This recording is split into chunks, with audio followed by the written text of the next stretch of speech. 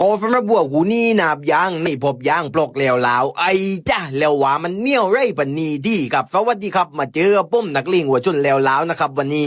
ครับเหมือนเดิมเลยครับปุ้มมาบอกว่าวัดฟันนาบโค้งวัวจอมเหนียวนึบตั้งฟองตัวนี้นาบที่เห็นอยู่ในหน้าจอนะกูนี่ยันไม่พักเล่งตึงเลยครับเหนียวตั้งกูกรบเครื่องตั้งกูแบบจะจวนกันทีตุงโป้นะครับตัวเจ้าโค้งกลางกัน1 กิโล1 ขีดนะครับกาวคนเบื่อๆนี่ฟังเพราะวัดกูนี่นาบข้อฟ้ากดไลค์กดแชร์คลิปนี้ที่ครับเปิดเป็นกระบอกเสียงให้กูนี่ที่ครับตัวเจ้าเดี๋ยวการสำหรับใครยายเล่วัวจนฟดฟน้ำปากตายอยู่ถึงป่าเนื้อหนาปุ่มเปิดไอเล่ฟดตุกฟน้ำเร็วครับคือใครยายข้าวกุมนักลิงวัวจนนะครับบังได้ข้ามได้ออกตัวแดนในฟน้ำนะเพื่อนๆกดลิงดีหน้าเพจที่ปุ่มปักมุดไว้ได้เลยครับเดี๋ยวเราไปฟังประวัติการจนกองทางฟ้องตัวกันได้เลยครับกับตัวที่เห็นอยู่ทางหน้าจอทางฝ่ายนี้นาบชื่อว่าลังฟาดไปจะขาดทายาทปลาเลี้ยนอยู่ว่าทันดวนนาบตัวนี้ไม่ผักเล่งตึ้งเลยครับเหนียวทุดๆกรอบเกลืองทุดๆนาติดตามมาครับต่อเช้าทันดวนตัวนี้ยันได้จนมาประมาณ6-7 ต้นเลี้ยวนาบลาฟุตก็ได้ชนะตัวดีมาเลยชนะแฟนกุนของนายวัวบิ๊กมาจาโบโลครับวันนั้นใครได้เลโบเป็นปลาเดียวเลยว่าเหนียวทุดๆขับทันดว